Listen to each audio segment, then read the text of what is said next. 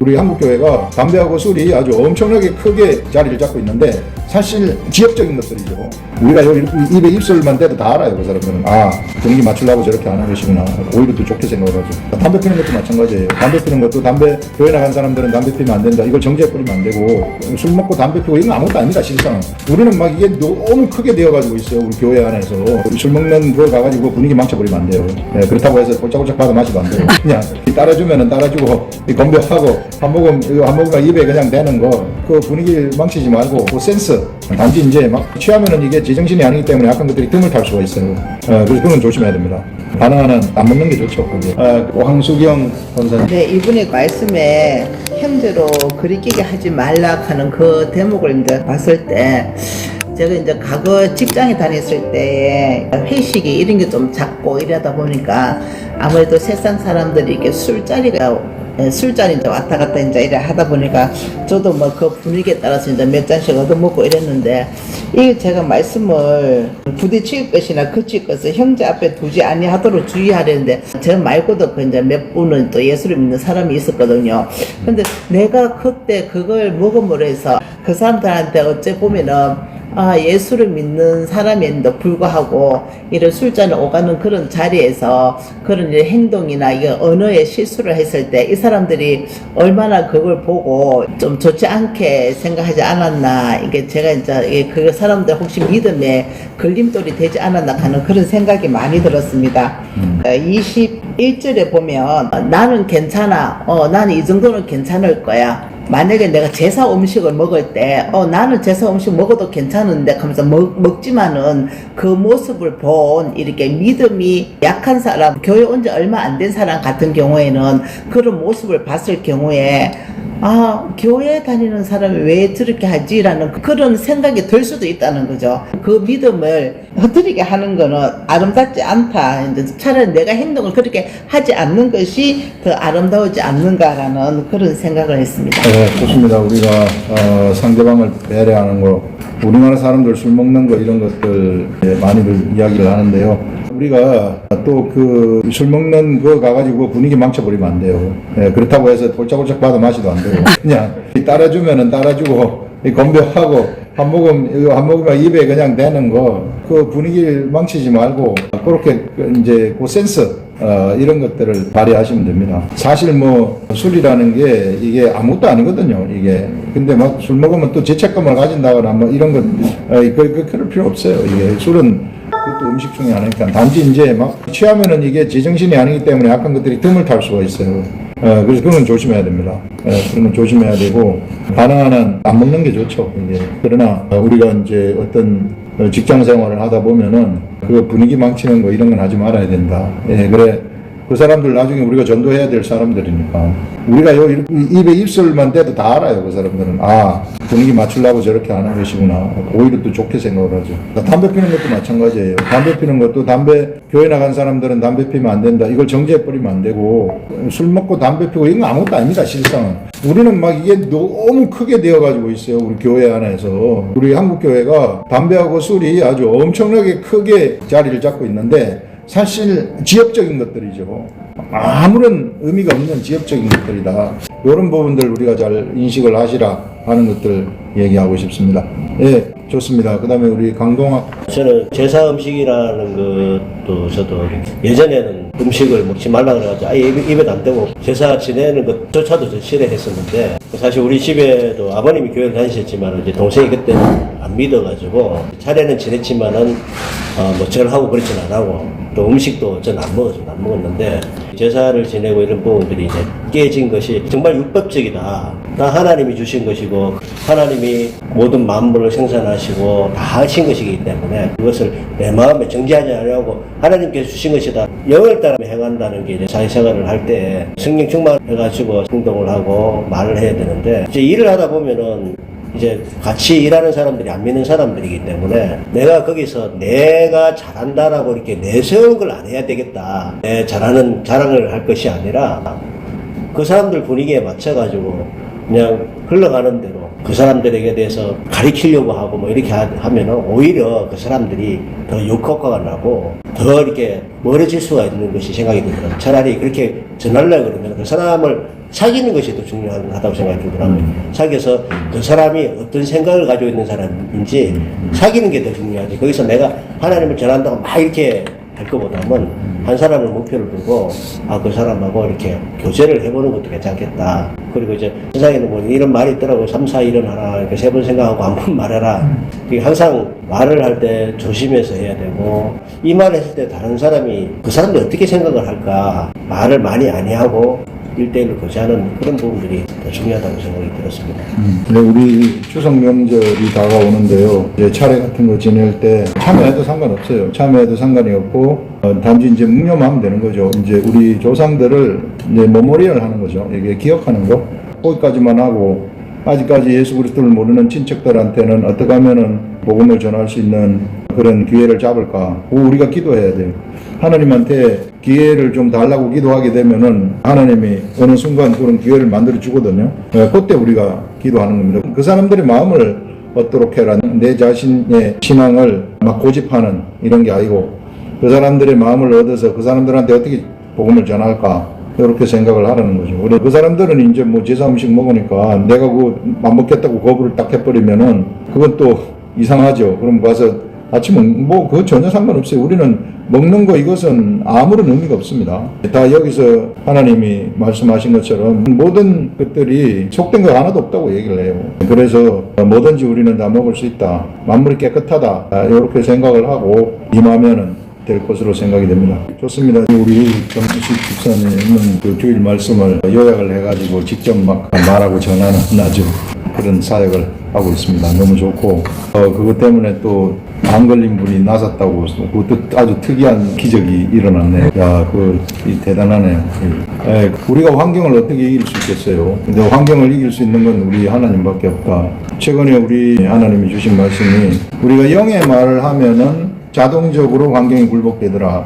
그래서 우리가 어떻게 해서든지 영의 말을 하자. 영의 말을 하려고 그러면 어떻게 해야 될까? 그게 제가 영의 생각이 떠오를 때는 말씀 보고 기도하고 찬양할 때더라고요. 그래서 말씀 묵상을 하고 생각하고 그 다음에 기도하고 생각하는 찬양하는 이런 시간이 많으면은 내 입술에서 영의 말을 하게 되는 자동적으로. 그래서 영의 말은 절대 허공을 치지 아니하고 시가 있기 때문에 목적을 이룬다. 우린 영의 사람이고 영이신 하나님의 아들들인 영이기 때문에 본질대로 우리가 영의 말을 하는 것이 그게 우리들의 본능이고 우리들의 속성이라는 거예요. 그래서 옛사람의 말 하지 말자. 좋습니다. 그 다음에 우리 김현미 집사님입니다. 저는 앞부분에 먹는 거 가지고 이렇게 비판하지 말라 이렇게 음식에 대해서 이렇게 나와서 그 부분에 대해서는 목사님께서 이제 믿음이 연약한 자를 배려하라 이런 이야기를 했었는데 저는 이 말씀을 묵상하면서 계속 이렇게 성령의 감동이 어떤 성경 구절이 생각나는 거예요.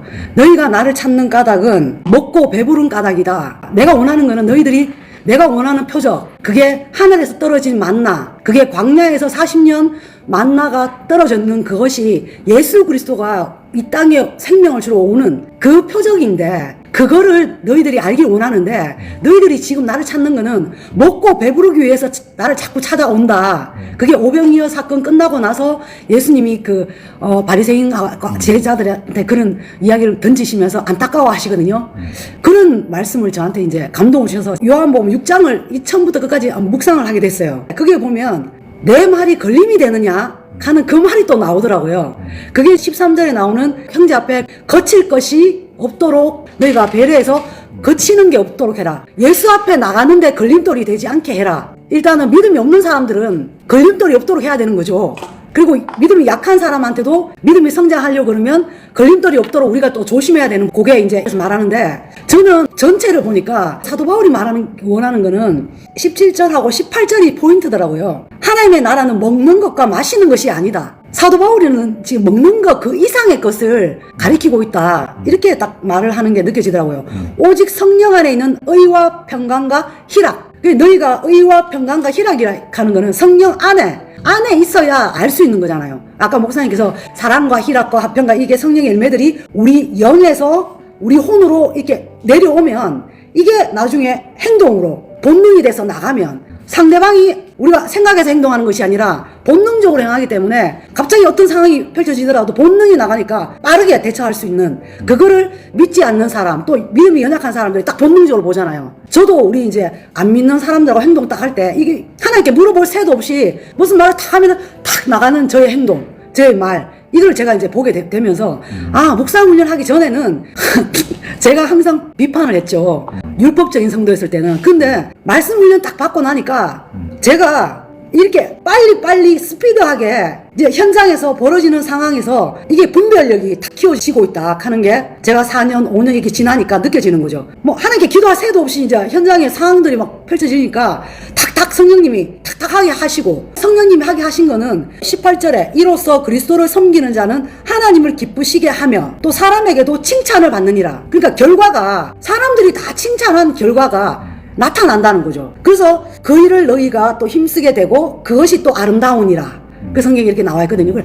우리가 그 훈련을 지금 우리가 받고 있는데 저도 이번 주에 이게 묵상하면서 제가 이제 한두 달 전에 제가 꿈속의 환상을 본 게 있거든요. 그게 뭐냐면 새벽기도 영상 틀어놓고 졸고 있더라고요. 이 졸고 있는데 새벽기도 들어야 되는데 하는데도 이게 몸은 졸고 있는 거죠. 그런데 갑자기 이 강대상이 딱 나타나면서 우리 새벽기도 우리 아름다운 교회에 와 있어요. 제가 그 옆에 내가 누워가 자고 있는 거예요. 자고 있는데 우리 목사님은 새벽기도 설교를 막 하고 계시고 이렇게 성도들이 앉아서 새벽기도를 막 동참하고 있어요. 근데 저는 우리 목사님이 아시더라고. 목사님을 통해서 저는 하나님의 손이잖아요. 저는 목사님하고 손잡아 본 적 한 번도 없거든요.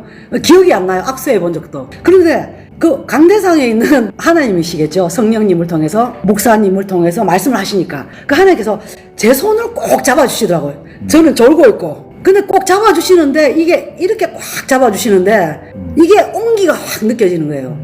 아 따뜻하다. 제가 손을 꼭 잡으면서도 아 너무 따뜻하네요. 하나님의 그 사랑이 이렇게 온몸에 이게 전달되면서 제가 또 한쪽 손에 딱 보니까 옆에 우리 신랑도 자고 있는 거예요.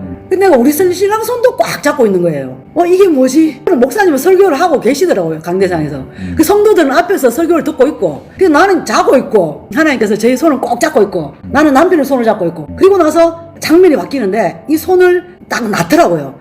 난 더 잡고 싶은데 왜 놓지? 이랬거든요. 그래서 제가 그게 궁금해서 이제 이렇게 나눔을 안 했었거든요. 근데 오늘 하나님이 그걸 가르쳐 주시더라고요. 왜 놨는지 그리고 딱 나서 뭐 했는지. 그러니까 하나님이 그 다음 챕터를 넘겼다는 거죠. 성경 이 한 장을 더 넘겨야 되는데 손 꼭 잡고 있으면 내가 어떻게 성경책을 넘기겠냐. 이게 뭐냐면 지금은 이렇게 내가 항상 너와 같이 있다 하는 건 네가 느끼고 네가 해야 될 일은 해야 된다. 일어나라. 여기 보면 세우는 일을 힘쓰나니 자고 있을 때가 아니라는 거죠. 지금은 영의 일을 할 때니까 내가 항상 너와 함께 있으니까 그거를 이제 확인시켜 주시면서 또 다음 챕터가 있다. 또 해야 되죠. 우리는 매일매일 일어나서 또 해야 되고 계속 그런 일을 우리가 이 땅에 육체가 있는 동안에는 그 일을 해야 된다. 그래서 하나님께서 이렇게 영적으로 훈련시키는 과정에 있다 보면 하나님의 그 위로를 이제 네가 경험했다. 그거를 이제 저는 느끼면서 그게 하나님의 말씀을 선포하는 강단. 그러니까 말씀이 선포되어지는 곳에서 내게 오는 그 생수의 강이 흘러 들어오는 곳이 어디구나. 제가 이제 목사님을 추앙하고 이게 아니고 하나님이 목사님을 통해서 성령의 말씀을 하니까 제가 훈련되는 거잖아요. 그래서 제 영이 그 영의 말씀인 줄 아니까 그에 반응해서 막 성장되고 그러니까 의와 평강과 희락으로 자동으로 내 혼이 알아서 이렇게 육체까지도 이렇게 행동하는 요것이 양심이다 하더라고요. 제가 지난주에 묵상 나눔을 하면서 청결한 마음 그리고 선한 양심 그리고 거짓이 없는 믿음 이 말씀을 하나님 주셨는데 하나님 마음은 뭐예요? 양심하고 차이가 뭔가요? 마음은 하나님이 생각을 영이 생각을 주는 걸 느끼는 것이고 이게 행동으로 사람한테 보여지는 것이 양심이라 하는 거죠. 그 양심은 사람들이 보면 저 사람 양심이 선하다. 저 사람 착한 사람이야. 저 사람 악한 사람이야. 라고 말하는 그것이 양심이다. 이게 나타나는 게 양심이다. 그래서 이제 니는 행동으로 나타나게끔 본능적으로 나타나게끔 항상 이렇게 행동하게끔 하나님이 훈련하고 계신다. 이거를 이제 마음과 양심 그걸 다 분별해 주셨고 또 훈련 받는 과정에서는 네가 힘들 때 하나님이 위로하신다. 다윗도 봐라. 다윗은 시편 그 150편 중에 73편을 썼더라고요. 근데 그게 보니까 이때까지 목사님 지금 40 몇 편 하고 계시는데 다윗이 막 어려운 고비를 겪고 죄도 짓고 또 하나님 저 사람 좀 없애주세요. 그리고 막 대적하고 막 인간적인 모든 면이 다 나오거든요. 그걸 보면서 아 다윗도 하나님의 사람이었지만 그 훈련받는 과정이 20년 동안에 정말 그 인간적인 그 육적인 그 욕심도 올라오고 바보 같은 행동도 막 하게 되고 그래서 하나님께 매도 맞고 그 과정 속에서 또 하나님이 일하심을 찬양했는 게 그 시편이잖아요. 그래서 우리는 니는 완전해져서 네가 훌륭해져서 하나님의 일을 하는 것이 아니고 훈련받는 과정 속에서 하나님의 일을 선을 행했을 때 그게 또 쌓인다 그랬잖아요. 완성돼 가는 단계에서 하나님을 찬양할 때 하나님이 영광 받으시고 또 사람들이 하나님께로 돌아오는 것이다. 그리고 베드로도 한 봐라 그러시는 거죠. 베드로도 그 율법의 틀이 20년이 지나도 안 바뀌었거든요. 사도 바울한테 책망 들을 때가 그가 사역했는지 한 20여 년 정도 지났을 때 유대인들하고 이방인하고 밥 먹다가 이제 갑자기 도망을 갔잖아요. 그때 이제 사도 바울이 왜 이중적인 행동을 하느냐. 네가 유대인의 틀을 갖고 있으면 어떻게 유대인들을 가리키고 이방인을 가리키겠냐. 이 말을 했는 게 사역했을 때거든요. 그러니까 우리가 완전해져서 하나님 일을 하는 것이 아니라 중간중간에 훈련 받아가면서 또 하나님은 그 중간중간에 영광 받으시는 중간에 다 있으니까 네가 실수해도 연약해도 그냥 하나님의 감동이 왔을 때 행동해라. 그리고 뒷일은 하나님이 다 책임져 주신다. 내가 실수하는 부분, 내가 연약한 부분 주눅들지 마라. 이런 것들을 하나님께서 이렇게 가르쳐 주시더라고요. 감사합니다. 네, 우리 김현미 집사님한테는 아주 특이하게 꿈을 통해 가지고 그 꿈 안의 환상 이걸 통해 가지고 하나님이 설명해 주시고 가르쳐 주시는 이런 것들. 그래서 우리가 뭘 알려달라고 기도하게 되면은 어떤 방법으로든지 하나님은 알려주시는 것을 볼 수 있어요. 그래서 우리가 이 하나님하고 동행하는 삶, 자꾸 묻는 삶, 말씀을 보면서 묻게 되면은 특이한 방법, 아주 신비한 방법으로 이 모양 저 모양으로 알려주신 김현미 집사님, 우리 교회 온 지 얼마 됐어요? 7년 됐는데 처음에 올 때하고 지금 좀 많이 달라졌죠. 중간에 그냥 뭐 엄청난 일도 있고 그랬었는데 지금은 이제 뭐 너무 많이 하나님 사랑하고 이런 분이 됐고 그다음에 이제 좀 전에 이야기한 것처럼 우리가 그 과정 가운데 우리가 변해가는 과정 가운데서 우리는 하나님이 시키는 대로 순종하면서 하나님이 우리를 통해서 일하신다. 우리가 하는 게 아니고 사실 우리가 죽을 때까지 뭐 변할 수 있겠습니까? 다 예수님처럼 다 변할 수 없죠. 조금씩 변해가는 과정이죠. 그렇게 변해가는 과정 가운데서 그렇게 하나님이 우리를 통해서 일하신다. 이렇게 생각하시면은 틀림없을 것입니다. 아멘. 강석은 권사님 14절에 스스로 속된 것이 없다는 말씀을 묵상할 때 선악을 알게 하는 나무를 먹으면 정령 죽으리라 했는데 이제 예수 그리스도의 십자가 보혈로 말미암아 그리스도를 믿는 우리에게 결코 정죄함이 없게 되었습니다. 이 정죄함이 없다는 말씀은 아담이 범죄한 죄와 저주와 사망에서 해방되었다는 말씀이고 모든 죄에서 사함을 받았다는 말씀입니다. 그러므로 죄가 없는 깨끗한 자입니다. 그렇기 때문에 속된 것이 없는 자가 되었습니다. 이렇게 우리는 예수 그리스도로 말미암아 속된 것이 없는 자가 되었는데 육신의 생각을 따라서 다시 형제를 비판하는 것과 육신의 생각과 미움과 다툼, 원망을 하는 것은 나를 스스로 속된 자를 여기는 것이고 스스로 나를 정죄하는 것이라고 생각합니다. 예, 우리 권사님이 말씀하신 것이 우리가 예수 그리스도의 십자가를 통과했기 때문에 우리는 사실상 모든 속된 것들을 다 십자가에 못 박아버렸다. 우리는 무엇이든지 다 먹을 수 있는 자들이 돼버렸다는 거죠. 다 소화시킬 수 있는 자가 됐는데 세상에는 그렇지 않은 사람이 있을 수 있다는 거죠. 그래서 십자가를 통과한 자들은 꼭 아직까지 그리스도의 복음의 자유함 이런 것들이 없는 사람들이 혹시 속된 것을 먹지 못할 때 그 사람 앞에서는 나도 같이 안 먹어주는 것이 그것이 십자가를 통과한 자들의 사랑이라는 거죠. 속된 것을 먹고 안 먹고 이건 아무것도 아니라는 거죠. 우리는 그거 다 먹을 수 있어요. 이게 뭐든지 아무리 부정한 것을 먹는다 할지라도 뭐 이 시대에 뭐 순대를 먹고 소피를 먹건 옛날에는 피 못 먹는 사람도 있었어요. 소피국 못 먹는 사람들. 나한테 물어봐요. 목사님 소피국 먹으면 안 되는 거 아니에요? 순대 먹으면 안 되는 거 아니에요? 이렇게 묻는 사람들이 있었는데 그거 전혀 상관없습니다. 우린 뭐든지 다 먹을 수 있는 자가 됐는데 근데 그것을 이제 묵지 못하는 사람들 앞에서는 그 사람을 배려하라 그 말이죠. 모든 행동을 하는 데 있어서 상대방을 배려하는 거 굉장히 중요한 그리스도인들의 덕목이죠. 네, 좋습니다, 권사님. 그 다음에 우리 최선웅 권사님. 저는 17절과 18절 하나님의 나라는 먹는 것과 마시는 것이 아니요. 그래서 하나님 나라 방금 전에 목사님이 말씀하셨듯이 우리는 속된 것도 이제 우리가 소화할 수 있다고 말씀하신 것 같이 우리는 이게 먹는 것과 마시는 것이 아니라는 거죠. 하나님 나라는 이건 이게 영이기 때문에 하나님의 나라는 영의 나라이므로 무엇을 먹거나 마시는 것과 관계없이 성령 안에서는 자유한 이 시절에 만물이 다 깨끗하다. 그런데 내가 의심하거나 비판하는 것은 깨끗하게 하신 분 믿지 않는 것입니다. 그리스도를 섬기는 자는 그리스도와 한 몸인 것이고 그러므로 우리는 예수 그리스도와 한 가족인 거죠. 주일날 설교 말씀 듣는데 이거하고도 연결이 되더라고요. 아담과 하와가 범죄하기 전에는 한 마음이었는데 하나님의 말씀을 의심하고 뱀의 말을 듣는 순간 두 마음이 되는 것입니다. 서로가 각자의 마음이 돼버린 거죠. 그래서 그 두 마음을 다시 하나님은 예수님의 십자가 피로 그리스도 안에서 한 마음이 되게 하셨다는 거죠. 그래서 이 마음을 우리 받았고 이 마음으로 우리를 사는 자라는 거죠.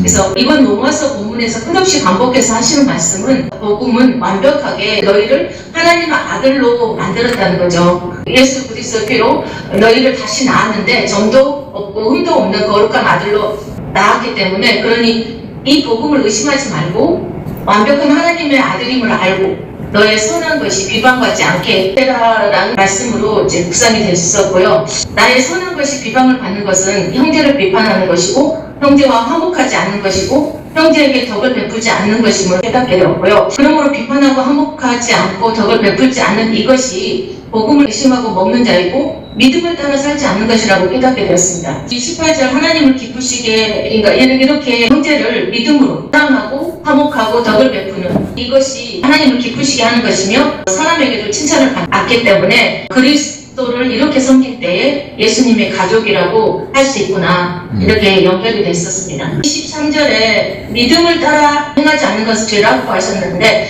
믿음을 따라 사는 것은 믿음의 본체가 예수님이시므로 예수님은 사랑이시기 때문에 사랑하지 않는 것은 믿음을 따라 행하지 않는 것이기 때문에 말씀 묵상으로 경험하면 형제를 저절로 사랑할 수 있는 믿는 자의 길이 된다라고 깨닫게 되었습니다. 최선순 권사님이 초반부에 이야기한 것 중에 아담과 하와가 범죄하기 전에는 내 살 중에 살이요 내 뼈 중에 뼈라 그래가지고 완전히 하나가 돼버렸단 말이에요. 완전히 하나가 됐는데 범죄를 하게 되면서 이게 한마음이 없어지고 둘이 부부라 할지라도 깨져버리는 이런 일들이 일어나구나. 그래서 서로 자기중심적인 생각을 하게 되는 거죠. 그 속에 사단의 생각들이 각각 들어가 있기 때문에 자기중심적인 생각을 하게 된다. 사단이 보니까 다 자기중심적인 생각을 하도록 하는 이런 본능이 있어요. 그래서 이 사람들은 각기 이제 자기 자신을 보호하기 위해서 스스로 두려우니까 무화과나무 이파리로 치마를 해 입는 누구든지 다 그런 본능을 가지고 있는 자기가 자기 스스로를 보호하려고 하는 그런 본능을 가지게 됐다. 그래서 부부간에도 완전히 하나가 되지는 못하는구나. 하나님은 이제 그 사람이 그 부모를 떠나 아내와 하나가 될지니라 이런 이 가족 관계를 만드셨지만 그 육적인 가족 관계이다. 그런데 이제 우리가 십자가를 통과하게 되면 그 속에 옛사람이 이제 죽어버리고 하나님과 하나가 될 수 있는 완벽하게 하나가 될 수 있는 자격을 갖춘 자가 탄생한단 말이에요. 내가 하나님하고 하나가 되면 내 이웃하고도 하나가 될 수 있는 영으로 영이 탄생하기 때문에 이렇게 하나가 될 수 있는 그런 일들이 일어나는 것이구나. 그래서 예수님은 이렇게 하나가 될 때 이제 나는 본능적으로 하나님의 뜻을 향할 수 있는데 이렇게 하나님의 뜻을 향하는 자가 내 가족이다, 내 어미고 내 동생들이다 이렇게 말하셨던 것을 볼 수 있습니다. 그래서 완벽한 하나가 된다는 것은 우리가 예수 그리스도의 십자가를 통과해서 영의 세계 속으로 들어가서 성령님이 나한테 주는 생각으로 살아가는 사람들은 모두 다 형제이고 같은 마음을 품으면서 살아갈 수 있다 하는 것을 우리가 이야기할 수 있습니다. 네, 좋습니다. 그 다음에 우리 권사님.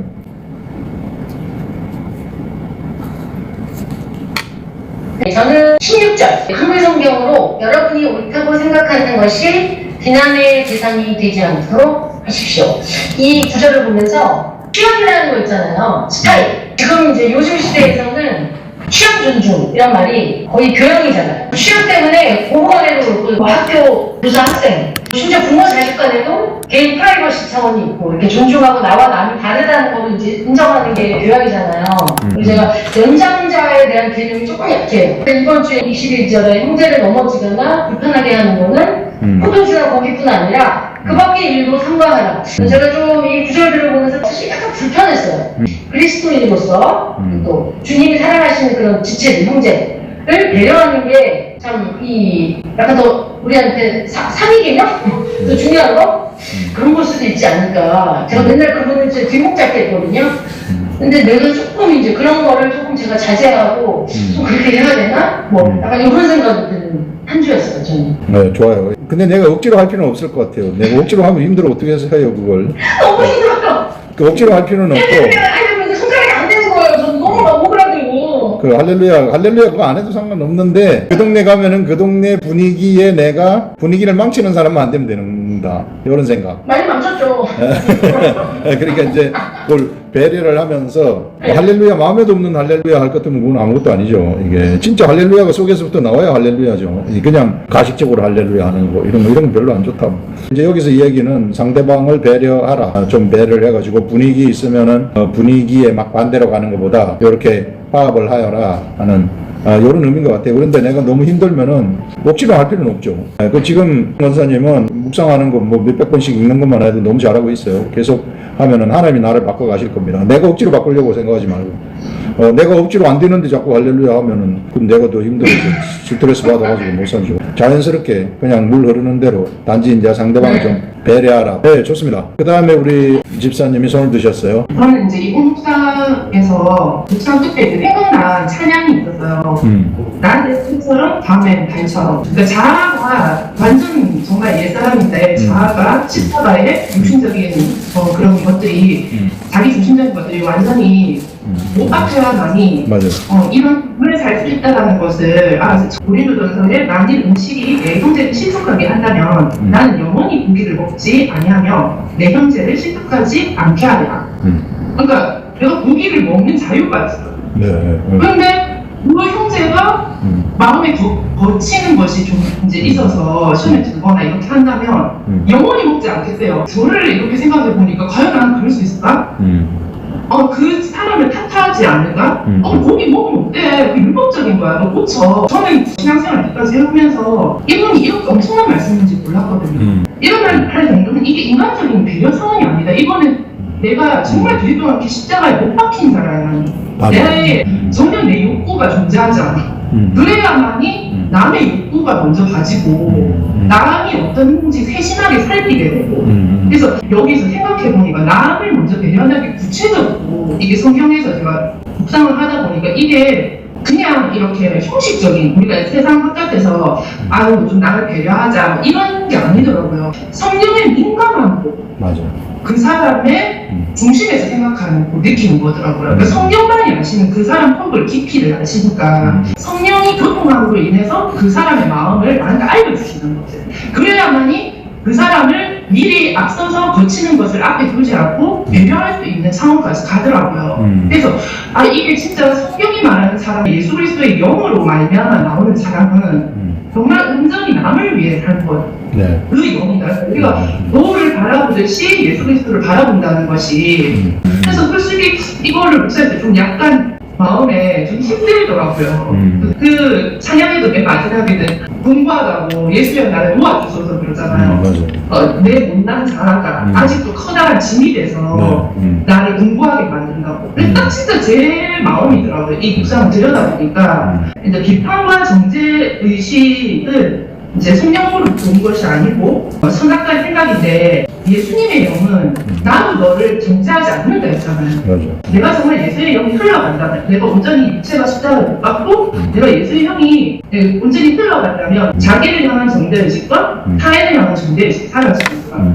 성경이 말하는 그 비판 비판이라는 것은 정죄에 가까운 거더라고요. 제가 생각하기에는. 우리가 어쩔 수 없이 그걸 보면서 아 저건 다른 건데 아 저건 좀 나쁜 거야 이렇게 분별해야 우리가 거룩하게 이제 살 수 있으니까 그 기능은 우리가 당연히 가지고 있어야 하지만 끝까지 그거를 판단해버린다는 것은 결론을 마침표를 딱 찍어버리는 거죠. 야구부에 보면 입법자와 재판관은 오직 한 분이시니 너는 누구에게 이웃을 정죄하느냐 이웃을 판단하느냐 안식일이라고 버스도 타면 안 되고 뭐 그렇게 믿었다 하더라고요. 근데 먹고 마시는 문제가 아니더라도 도리적인 면에서도 사실은 너무나 차원이 다르고 쉽게 말하면 나를 기준으로 해서 저거는 바람직하지 못해 저거는 맞아 이렇게 딱 마침표를 딱 내버려버리는 거는 이게 정죄의식이다. 14절, 15절 보면 근심에 빠지게 하는 일학, 합병, 뭐 이런 것들을 잃어버리게 해서 시험에 드는 것, 그리고 의심하게 만들고 자기 정죄에 빠지고 이 모든 것들이 이제 실족하게 하는 것이다. 그 아삽의 시에 보면은 거의 넘어질 뻔하였고 부끄러질 뻔하였으니 악인의 형통을 보고 질투하였다. 질투심도 내가 실족하게 할 수 있는 거예요. 내가 질투를 하는 나도 믿음이 약해서 이게 실족할 수 있지만 질투하게끔 만드는 일도 문제가 있겠다. 덕이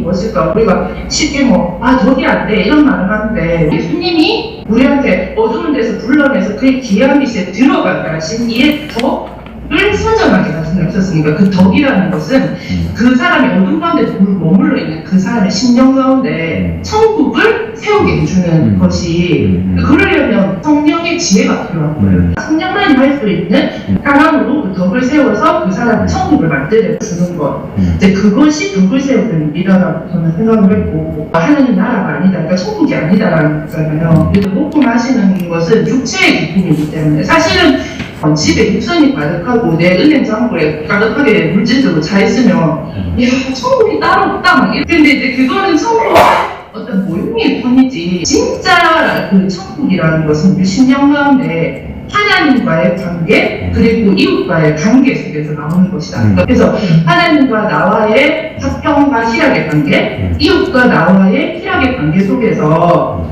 천국을 우리가 만들어갈 수 있다. 그 실족이라는 그 단어를 제가 좀 이번에 많이 묵상을 좀 많이 했거든요. 근데 그 중에 하나를 나누자면 헬러 그 원어를 찾아보니까 함정이나 올무 같은 거에서 이제 파생됐는데 그 뜻은 타인이 죄를 짓게 만드는, 그러니까 판단이 죄잖아요. 그러면 그 사람이 판단하도록 만드는 게 실족, 스칸달리조더라고요. 헌의의 제한에 깨어있지 않은 상태 우리가 무의식적으로 막 이말저말 하면서 그자하는 거 참 조심해야 되겠다는 생각을 했습니다. 네, 우리 집사님 깊이 있게 묵상을 하셨는데요. 사도 바울이 얘기하는 것은 뭘 생각해가지고 상대방을 배려해야 되겠다 생각해가지고 하면은 늦다는 거예요. 너무 늦어요. 본능적으로 돼야 된다. 이거 본능적으로 되려고 그러면은 내가 이 성령님이 주시는 인격, 우리 하나님의 인격이 나한테 자동적으로 들어와야 된다는 거죠. 그래서 우리가 매일같이 말씀 보면서 묵상하는 게 결국은 내 자신의 이 하나님의 인격이 들어오도록, 하나님의 나라가 나를 통치하도록, 그래서 나의 구석구석 나의 모든 인격들을 다 통치하고 우리가 매일같이 십자가에 나쁜 것은 죽이고 또 새로운 것을 속에서 솟아나게 하고 하나님의 사랑도 솟아나게 하고, 그래서 이게 본능적으로 돼야 된다는 거예요. 이게 이제 우리가 다 모두가 다 모자라니까 이거 본능적으로 다 되면은 예수님하고 똑같은 존재가 되는 거죠. 이게 근데 우리가 뭔가 우리는 모자라는 게 있단 말이에요. 우리가 본래 육으로 태어났기 때문에. 그래서 육을 정복해야 되고, 우리가 상대방이 말할 때나 이렇게 할 때 먼저 내가 말하고 싶은 거 말하지 말고 딱 1초, 2초, 3초만 참아봐라. 바로 빠바박 얘기하지 말고. 그게 지혜인 것 같아요. 제가 이렇게 살다 보니까 금방 이렇게 말하고 싶지만 좀 참는 거예요. 그리고 들어주는 거예요. 그리고 환경이 어떻게 변하는지 한번 보자. 하나님이 이 환경을 어떻게 변화시키는지 참으면서 한번 보자. 이게 지혜더라고요. 상대방을 배려할 때. 금방 내가 말하고 싶다 그래가지고 금방 말하지 말고 좀 생각했다가 참다가 말하는 거. 그래서 우리가 계속해서 우리 하나님 말씀 묵상하고 이러면은 진짜 바뀌거든요. 이게 뭐 빨리 바뀌는 사람도 있고 서서히 바뀌는 사람도 있고 진짜 이게 바뀝니다. 바뀌면서 옛날에는 빠르르 떨었었는데 누가 나를 공격하면 바로 직통으로 나갔는데, 그래 내가 좀 생각하면서 나가는 이런 것들. 그래서 우리가 자동적으로 우리 하나님의 인격이 나타나가지고 오래 참을 수 있고, 자동적으로 자랑하지 아니할 수 있고, 자동적으로 교만하지 아니하는 이런 사람이 되도록 하자. 집사님이 묵상해가지고 얘기한 게 사도 바울이 그런 것들을 얘기하는 거 아닌가. 굉장히 높은 경지죠. 영적 경지 속으로 쑥 들어가서 영의 사람의 이야기를 여기서 지금 하고 있다. 이렇게 제가 쭉 들으면서 그런 생각을 했습니다. 네, 좋습니다. 그 다음에 우리 또 선생이 오늘 말씀에서 생각한 거는 이제 우리가 의심을 품고 무엇을 하지 말아야겠다라는 것입니다. 사실 이제 저도 이 예배를 드리거나 기독교를 그리고 모태신앙으로 믿으면서 여러 가지 이제 이해가 가지 않는 부분들이 이제 많았거든요. 특히 이제 뭔가 극단적으로 믿는다고 해야 되나?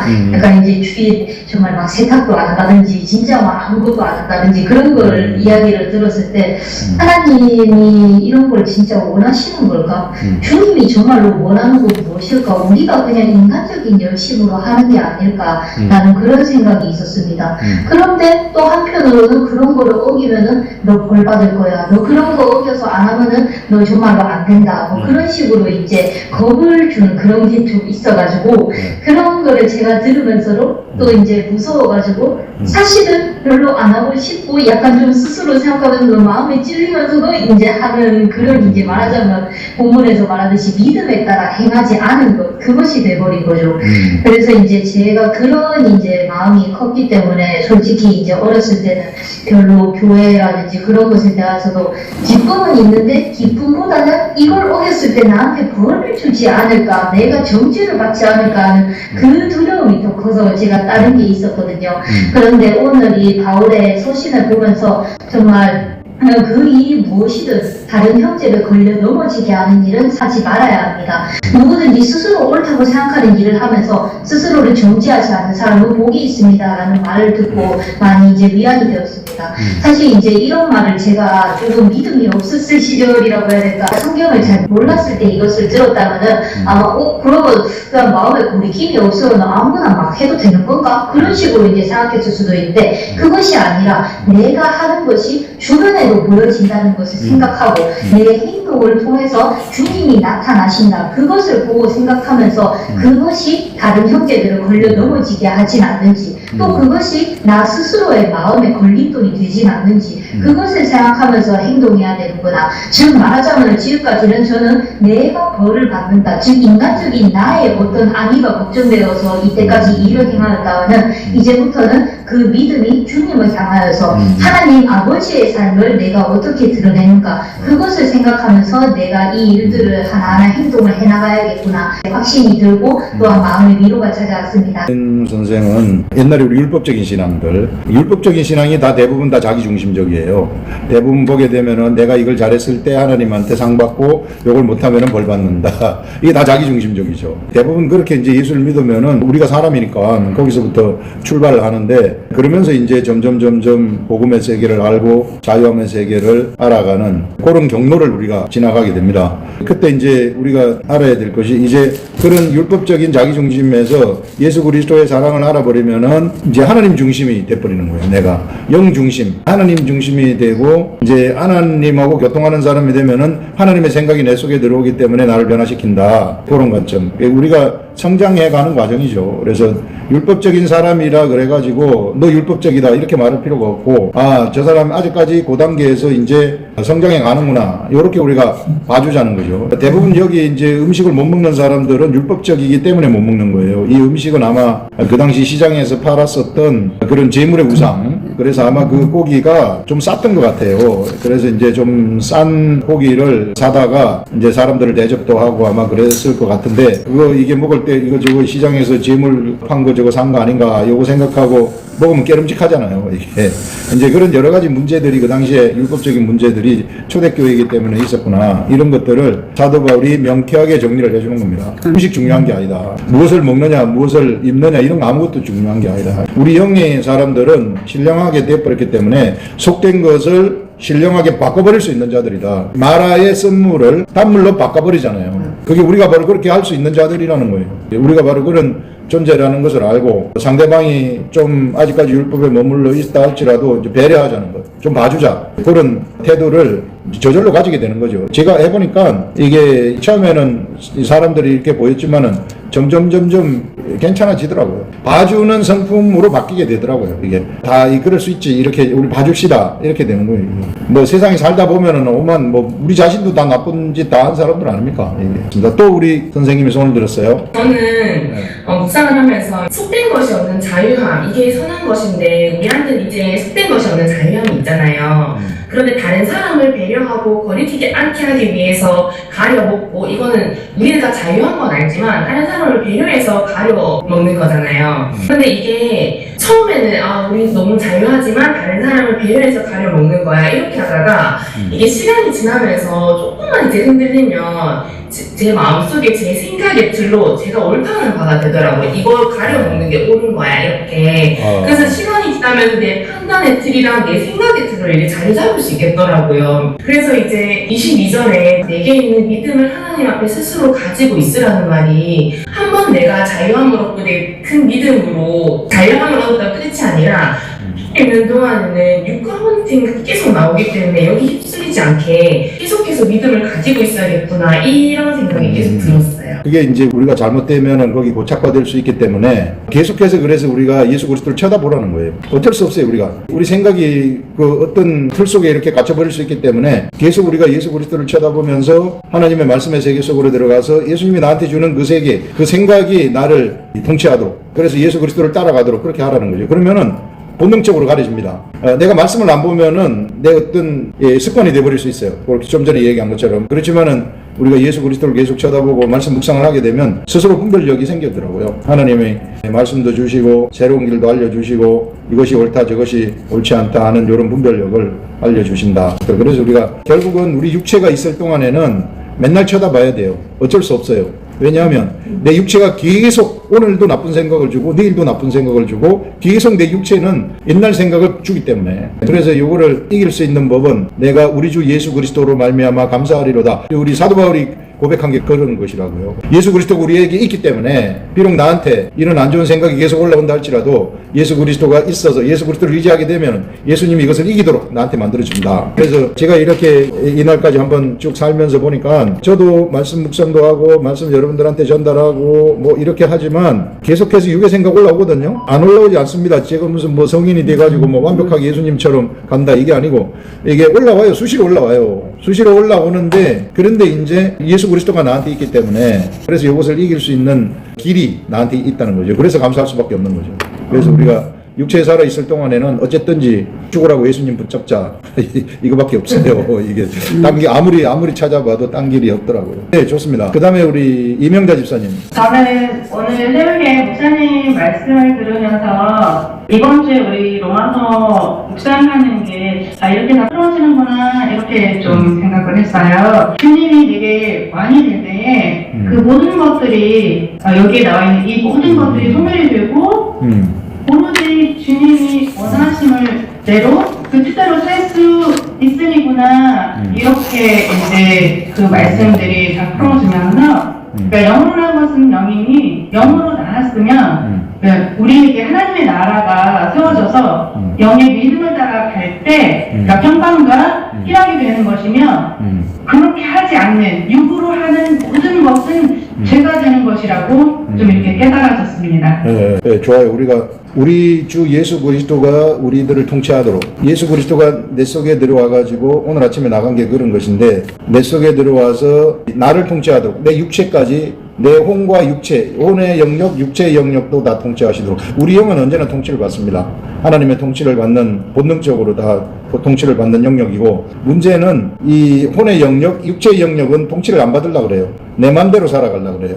그런데 우리가 예수 그리스도를 쳐다보게 되면 예수 그리스도가 혼과 육체까지도 통치를 하신다. 그래서 혼과 육체, 혼의 구석구석, 내 의식 구석구석, 그 다음에 내 육체 구석구석까지도 예수 그리스도의 통치를 받게 되면은 최고의 통치가 내 속에서 일어나게 되는 거죠. 그렇게 되면은 자동적으로 그리스도의 인격이 나가가지고 옆에 사람을 배려하는 것이고, 굳이 내가 이것 때문에 고민할 필요는 없다. 옆에 사람을 내가 이렇게 해줄까 저렇게 해줄까 하는 이제 그런 의미죠.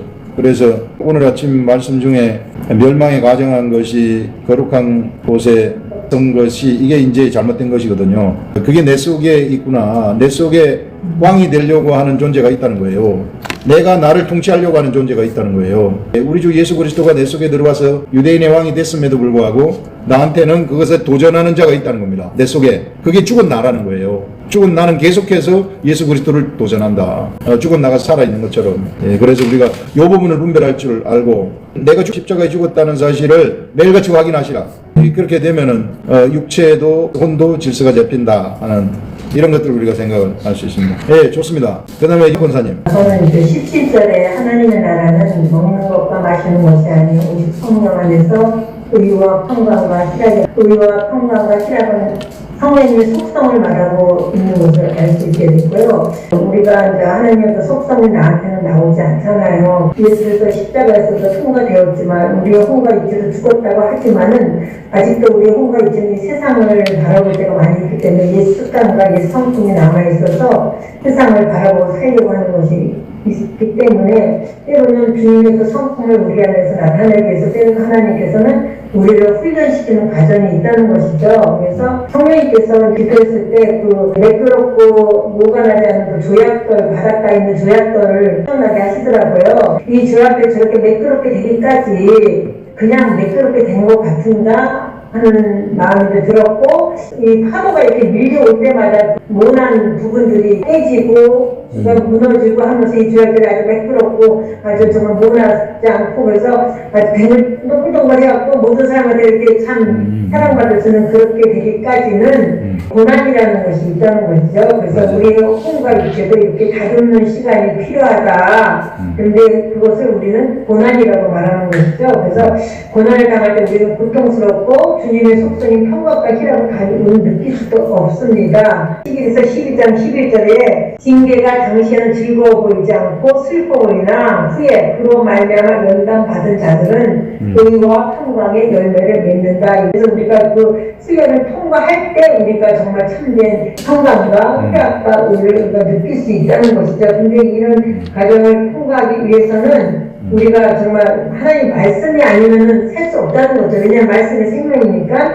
그 말씀을 우리가 보고 그 말씀을 깨닫고 그 말씀이 나를 이끌어 갈 때만 내가 그 고난을 통해서 나의 연단된 그 과정을 통해서 내가 조금씩 변화되고 내 혼과 육체가 세상을 바랐던 혼과 육체가 이제는 주님을 바라볼 수 있게 그렇게 이 말씀을 따라갈 수 있는 그렇게 된다는 것을 여기서 제가 깨닫게 됐습니다. 그래서 하나님 나라에서 누리는 그 평강은 사실 세상이 주는 평강과는 다르잖아요. 돈이 많거나 권세나 모든 것이 입체적으로 봤을 때 부족함이 없을 때 잠시 평안을 누리지만 그건 잠시 있는 것이고 하나님이 주시는 평강은 세상이 주는 그 평강과 다르다는 것입니다. 그 평강은 영원하신 것이고 이 평강은 사실 하나님의 자녀들만이 누릴 수 있는 것인데 이것을 누리기까지는 때로는 우리에게 필요한 것이 연단이라는 것입니다. 연단을 통해서 우리가 정말로 주님의 세계에 더 가까워질 수 있다는 것을 이제 알게 됐고요.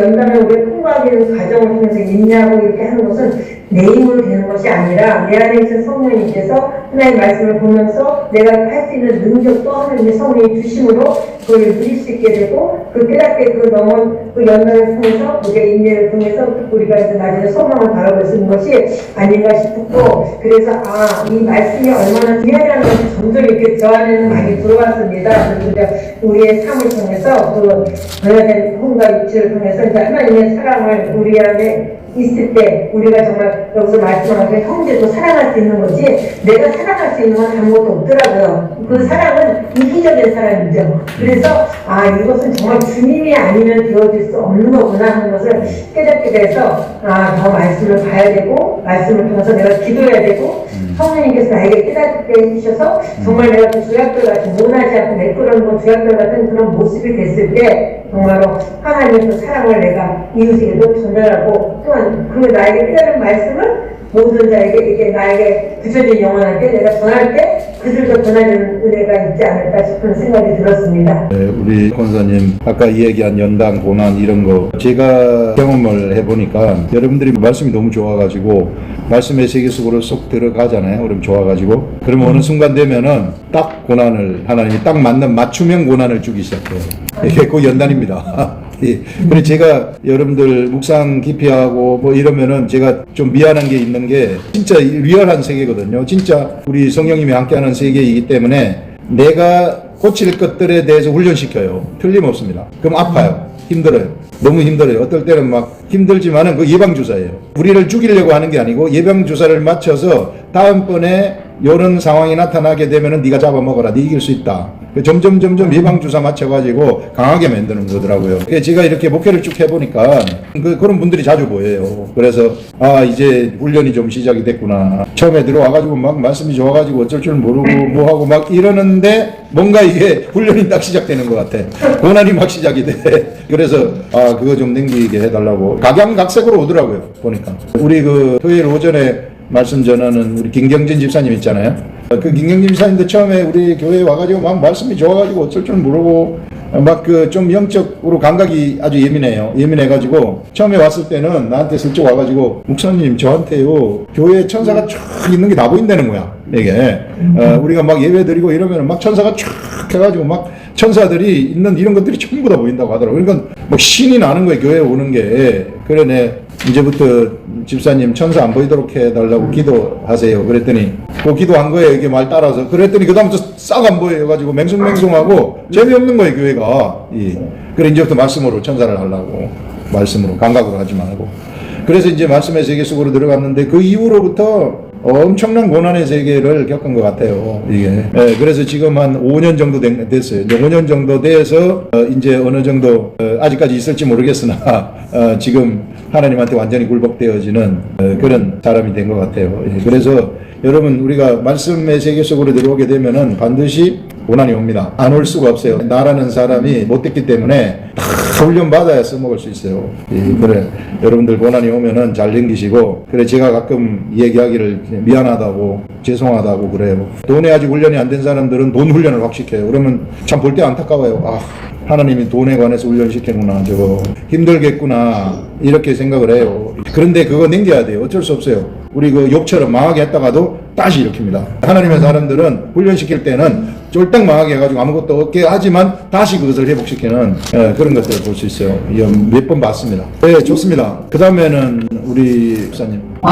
저는 이번 주에 말씀을 계속 묵상하는데 이게 계속 눈에 잘 안 들어오더라고요. 그래서 계속 듣고 이제 읽고 듣고 이렇게 하면서 나중에 이제 딱 요 말씀 가운데 저희 엄마하고 저의 대화가 이제 느껴지는 게 제가 다른 사람하고는 괜찮은데 엄마하고는 너무 못된 딸이 되는 거예요. 엄마를 바라보면 이제 권사님이신데 믿음이 한 개도 없어요. 죽어봐야 알지 뭐 이렇게. 그러니까 대화하는 거 들어보면 누가 이렇게 힘을 하고 하면 노년에 여유롭게 살고 근데 하나님은 하나도 모르고 그렇게 이제 여행 다니고 막 이렇게 여유롭게 사는 그분이 복 많이 받았다고 부럽다고 그런 얘기를 하시는데 엄마 그래도 그분이 그렇게 여유로운 것 때문에 하나님을 못 만날 수도 있다 뭐 이런 얘기를 하면 저희 엄마가 그걸 어떻게 아냐 죽어봐야 알지 이렇게 얘기를 하시고 그리고 이제 몸이 너무 안 좋으신 거예요. 이제 고생 많이 한 게 이제 막 70대 이제 되시니까 그전에는 잘 몰랐는데 여기 저기 막 안 아픈데도 없는 그런 지경이다 보니까 저랑 만나면 하소연을 하시는 거죠. 그러면은 제가 엄마 그 아픈 부위에 손을 얹고 기도를 해보자. 하나님께서 또 이렇게 덜 아프게 하실 수도 있고 아직 낫게 하실 수도 있고 그렇게 얘기를 하면 엄마가 이미 몸이 뭉그러졌는데 이게 어떻게 되는 일이냐면서 하나도 믿음의 말씀을 하시니까 제가 이제 좀 날카로워지는 거예요. 어떻게 교회는 왔다 갔다 하시는데 말씀에 대해서 도전해 보신 적도 없으시고 경험한 것도 없으시고 막 이러니까 제가 이제 막 못되게 얘기를 하게 되는데 그게 이제 하나님의 말씀이라 해도 엄마는 믿음이 없다고 막 나중에는 그런 얘기를 하면 엄마는 또 그 말이 듣기 싫으시잖아요. 나름 권사님이신데 그래서 네가 그런 말 하니까 내가 더 막 이렇게 교회 가는 것도 힘들고 말씀 보는 것도 힘들다면서 막 그렇게 이제 얘기를 하시는데 그런 이제 대화 내용이 오늘 말씀 묵상하면서 있는 거예요. 제가 13절에 판단하고 부딪히고 거칠 것으로 엄마한테 했던 것들인 거예요. 엄마한테는 그게 이제 찔리는 말씀인 거죠. 그러니까 저하고 이렇게 저는 이제 정말 하나님 안에서의 그 대화를 하고 싶은데 그게 안 되니까 저는 이제 좀 가르치려는 게 있는 것 같고 엄마는 그게 이제 믿음 약하다고 취급하는 것 같아서 듣기가 싫으시고 예, 그런 것들이 하나도 엄마 신앙에 도움이 안 되는 걸 제가 했더라고요. 그래서 말씀이 내가 그 하나님 나라는 성령 안에서 의와 평강과 희락이라 했는데 엄마하고 있을 때는 전혀 이런 것들 못 느끼셨겠다. 제가 엄마를 섬긴다고 섬기는데 그게 이제 하나님께 기뻐하심을 받고 또 이제 엄마가 저를 미워지지 저를 칭찬할 것 같지는 않은 거예요. 제가 대화했던 그런 내용들이 그러면서 제가 느꼈던 게 이 말씀을 보니까 이게 말씀이 나의 모습에 거울이 되고 이 말씀이 나에게 필터링 역할을 해주는구나. 요거를 제가 느꼈어요. 좋아요. 네, 그러니까 안 그랬으면 계속 엄마하고 만나면 엄마 왜 저것밖에 안 되실까? 엄마도 교회 다니시면서 왜 믿음이 안 들어오실까? 이걸로 제가 정죄하는 그런 느낌이 있었는데 이거를 보면서 저를 비춰주시는 거를 제가 느꼈고요. 그리고 저의 혼의 속성, 내 안에 영이 있는데 그게 이제 그리스도로 거듭난 영의 속성은 반대적이구나.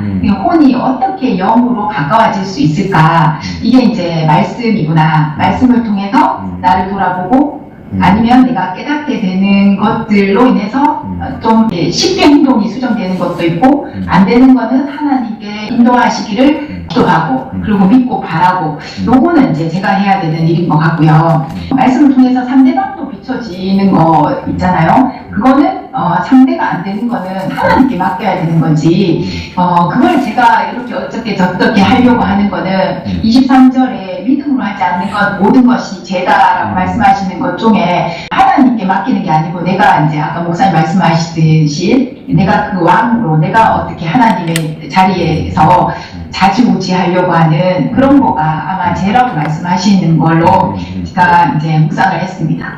아주 좋아요. 우리 집사님은 말씀 묵상을 하면서 현실의 세계 속에서 너무 실감나게 깨닫고 그런 것으로 생각이 됩니다. 이게 우리가 묵상하는 게 이제 이런 것들이에요. 우리 자신을 돌아보는 거죠. 이거 하나님이 꼭 알게 하는 거예요. 알게 하면서 이런 케이스는 어떻게 할까?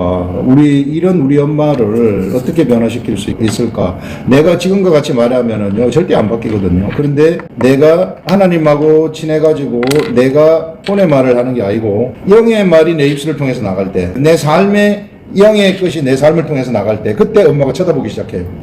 제가 좀 이상하다. 제가 뭘 하기만 하면 되네. 내가 기도해달라고 그랬는데 기도하니까 뭔가 현실에서 변화가 일어나네. 그때부터 듣기 시작한다는 거죠. 그래서 우리가 이 혼의 말 하지 말자. 내가 왕이 되어가지고 하는 말은 혼의 말이거든요. 혼의 말 하지 말고 엄마를 판단해가지고 내가 이렇게 말해버리는 거. 이런 것 다 혼의 말이기 때문에 실상은 허공을 치는 거예요. 이 허공을 치는 말을 우리가 많이 하게 되면 혼 중심의 사람이 나도 모르는 새에 돼버리는 거예요. 그래서 우리가 어떻게 해서든지 우리 속에서 내가 영의 말을 하는 자, 그래서 말을 하더라도 말한 것이 허공을 치는 게 아니고 뭔가 이루어지는 것, 이런 것들. 그래서 이번 묵상을 하면서 집사님은 이제 그런 부분을 하나님이 가르쳐 주신 것으로 생각이 됩니다. 좋았어요. 너무 좋았어요. 우리 집사님. 저는 14절에 속되기이라는 그 사람이 속된이라고 이 말씀을 할 때 좀 옛날 생각이 났어요. 우리 이제 교회에 은사자가 있다고 제가 예전에 한번 이야기해 주는데 그 은사자가 그 제사 드린 음식을 먹지 말라고 했었어요. 영양가 하나도 없다고 마귀가 와서 영양가 다 있는 것만 다 빼먹고 간다고 부정하다고 먹지 말라고. 그리고 또 주일날 우리는 5년 전까지만 해도 주일날 돈을 절대 안 썼어요. 속되게 여기는 그것이 이제 속된 거라고. 그래서 지금 생각하니 이런 말씀을 제가 좀 열심히 들었다 놨으면 그게 아니라는 거 좀 잘못된 거라고 생각을 했었는데 그때는 교회에 있는 근사님이나 그런 이제 분들 말을 듣고 막 주일날 돈 안 쓰려고 애쓰고 누가 이게 제사 지낸 음식이라고 주일날 안 먹으려고 애쓰고 막 그랬던 게 이제 생각났어요. 이제는 이제 거기서 다 이제 자유하지만 그런 나도 모르게 내 안에 있는 틀들이 있었던 것을 이번 말씀을 통해서 하나하나 이제 제거해가고 하나하나 정리해가는 것에 대해서 참 감사했었고 저도 13절에 부딪힐 것이나 그칠 것을 형제 앞에 두지 않도록 주의해라고 했을 때 저는 이제 이것이 옳으면 저는 이제 해야 된다고만 늘 생각하고 있었는데 내가 그 형제를 위해서 부딪힐 것이나 그칠 것을 두지 않도록 내가 조심해야 되고 주의해야 된다는 거 이런 부분에 대해서 조금 제가 많이 생각이 되었습니다. 네, 좋습니다. 네. 그래서 우리가 기도가 필요한 것 같아요. 우리는 절제하려고 해도 절제 안 되는 때가 있고 형제 앞에서 내가 막 절제를 해야 되는데 확 나가버리잖아요. 내가. 그래서 하나님 내가 요거 확 나가버리는 나의 이 속성 요거 좀 고쳐주시고 오래 참을 수 있는 속성도 주시고 사람들을 생각할 수 있는 마음을 나한테 주세요. 맨날 그렇게 기도하고 또 하늘의 말씀 내 속에 들어와서 깨닫게 되고 이러면은 반드시 바뀝니다. 네, 그 바뀌는 걸 많이 봤어요. 그래서 바뀌고 바뀌었다고 하지만 또 좀 있다가 또 훈련 받는 사람들도 있어요. 그게 이제 끊임없이 우리가 이 육의 것들이 우리를 계속해서 생각을 가져다 주기 때문에 그래서 우리가 언제나 묵상의 세계 속에서 살아가자 하는 것입니다. 네, 좋습니다. 그 다음에 우리 집사님. 저는 13절에 거칠 것들 형제들에게 크지 아니하도록 주의하라. 그리고 15절 하반절에 대신하여 죽으신 형제를 내 음식으로 망하게 하지 말라. 이 말씀을 이제 묵상을 하는데요. 저는 어떤 한 과거에 있었던 일들을 생각나게 했어요. 과거에 이제 제가 굉장히 교사 생활이 오래 했는데요. 교회에서, 학교에서 말고요. 학교에서도 물론 이제 아이들 가르쳤지만은 그 교사 생활을 이제 오래를 했는데 제가 이제 전공이 무용이다 보니까 애들 이제 성교단 애들을 이제 무용을 가르치고 그 앞에서 율동을 하게 하고 무용을 하게 하고 이런 걸 가르쳤는데요. 굉장히 그쪽으로 탤런트가 아닌데 그냥 애들 앞에 서는 걸 너무 즐거워해서 그 팀에 들어온 애가 있었어요. 그 애 이름까지 하나님께서 떠올리면서 내가 그 아이를 굉장히 내가 실족하게 하지 않았나 싶어서 이 말씀을 읽으면서 그 아이에게 내칠 것을 두었다 이 생각이 들면서 이 보잘것없는 사람들 가운데 누구 하나 죄짓게 하는 사람은 그 목에 여자 맷돌을 달고 바다에 던져서 죽는 편이 나을 것이라고 하나님께서 마태복음, 마가복음, 누가복음에 말씀하셨는데 그 말씀이 연관되면서 굉장히 그 아이에 대해서 제가 회개를 하게 됐어요. 물론 직접적으로 제가 그때 미안하다고 얘기를 했어요. 그 어머니한테도 얘기했어요. 이 아이의 달란트는 이 무용하는 달란트가 아니다. 이 아이는 미술하는 달란트다. 그런데 야가가 워낙 즐거워하기 때문에 엄마가 앞에 세운다 그러더라고. 근데 저는 또 이제 가르치는 입장에서 저 아이 하나만 없으면 이 지금 모든 이 세팅이 아름답게 이루어질 건데 이런 약한 생각, 나의 의를 드러내기 위한 생각이 많았다는 거죠. 제가 이 말씀을 계속 읽으면서 그 생각이 아주 몇십 년 전의 이야기인데 하나님께서 싹 생각나게 하면서 그 아이를 정말 내가 실족해 했다면 하나님 용서해달라고 또 그 이제 기도가 나오더라고요. 하나님 앞에. 그래서 참 귀한 시간이었어요. 이 묵상을 하면서. 그래서 저도 이제 나이가 들면서 좀 많이 다듬어졌고 그때는 저도 좀 생사맥이었겠죠. 무조건 이제 내가 가르쳤으니까 뭐하듯이 좀 잘해 보이고 싶은 그런 내 속에 욕심이 있었겠고 그래갖고 그 아이 때 그렇게 말을 했는데 그게 하나님께서 딱 생각나게 하면서 회개의 시간을 주셨어요. 하나님 정말 잘못했다고 그런 귀한 시간을 가졌습니다. 말씀 묵상을 하면서 저절로 옛날에 있었던 그런 일들이 생각난 것 같네요. 그래서 우리가 뭔가 내가 세상에서 뭔가 이룩하려고 하는 거, 내가 그것을 어떤 목적을 성취하려고 하는데 그 목적에 방해되는 이런 사람들이 있으면은 좀 거슬리는 거 있잖아요.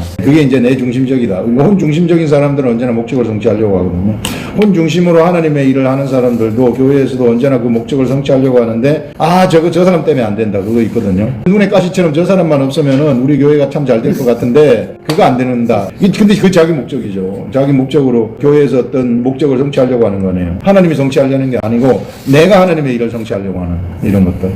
이제 그런 것들이 이제 생각이 나면서 그때 내가 그랬었구나 하는 그런 이야기를 했습니다. 누구든지 다 그게 보통이죠. 보통 사람들이 가는 길이죠. 그래서 우리는 이제 그런 보통 사람의 길을 우리 버려버리자. 우리 주님이 버리게 하셨기 때문에 이미 버릴 수 있는 능력도 생겼고 버렸다고 생각을 하고 가게 되면 진짜 버려지는 일들이 일어난다 하는 것을 알 수 있습니다.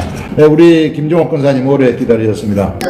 로마서 14장 13절에서 23절까지 이렇게 말씀을 읽고 묵상하는데 신앙의 자유가 다른 사람에게 부담이 되어서는 안 된다. 16절에 너희와 선한 것이 비방을 받지 않도록 해야 한다고 생각합니다. 그래서 항상 범사에 감사로 나가자. 믿음의 자유를 행사할 때 사랑과 배려를 우선시해야 한다고 생각합니다. 우리의 행동에서 다른 사람에게 상처를 주면 절대 안 된다는 걸 생각합니다.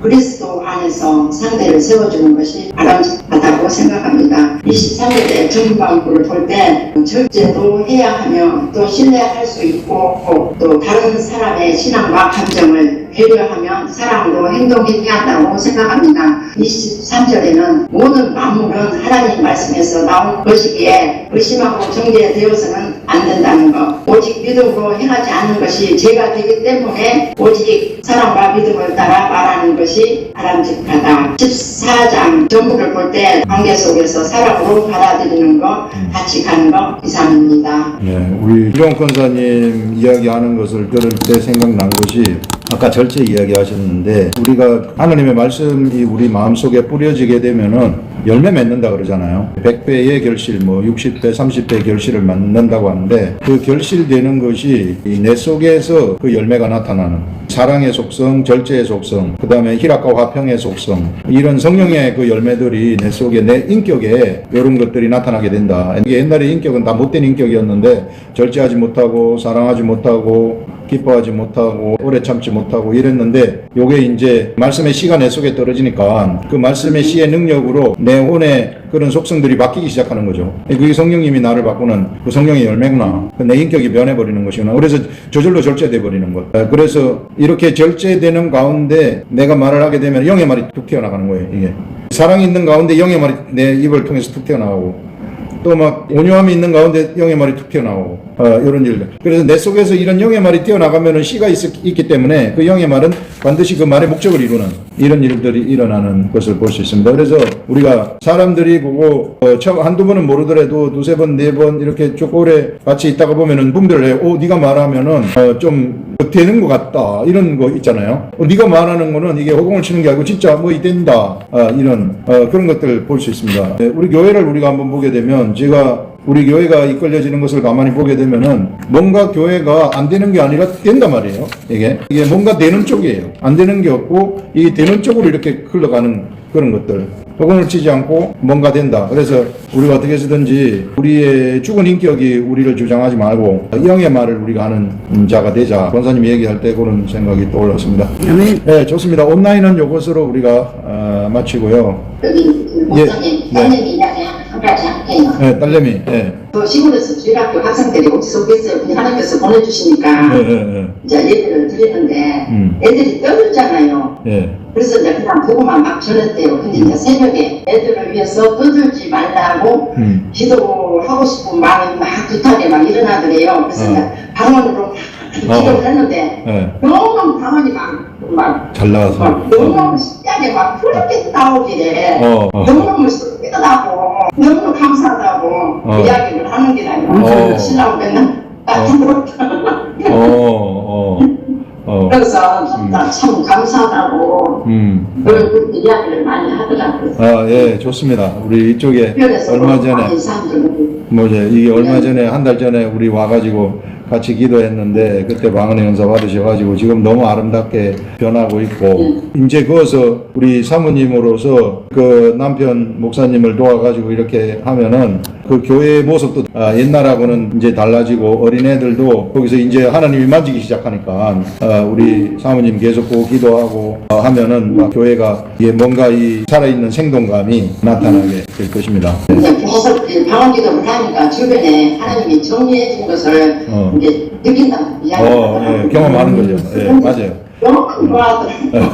방언이라는 게 청소하는 거거든요. 내 자신을 청소하고 내 옆에 있는 내 가족을 이야기를 했어요. 방언 기도는 청소하는 거다. 맞아요. 깨끗하게 청소하는 맞아요. 좋아요. 나를 깨끗하게 청소하면 최고죠. 좋습니다. 여러분들 다들 또 한 주일 동안 열심히 말씀 묵상하셔서 전달하셔서 좋고요. 이게 우리가 여러분들이 이 발표하는 것이 곧 내가 목회한다 이렇게 생각하시면 돼요. 우리 다 평신도 목회자니까 그렇게 생각을 하시고 이렇게 하다 보면 하나님이 알아서 또 새로운 길도 열어주고 사람 나한테 붙여주고 이런 일들이 일어날 것입니다. 수고하셨고 우리 다음 주에는 없습니다. 추석입니다. 그래서 우리 처음으로 우리 시작한 지가 1년 반 만에 한 번도 안 쉬었는데 이제 처음으로 한번 쉬게 됩니다. 그래서 이 추석 잘 보내시고요.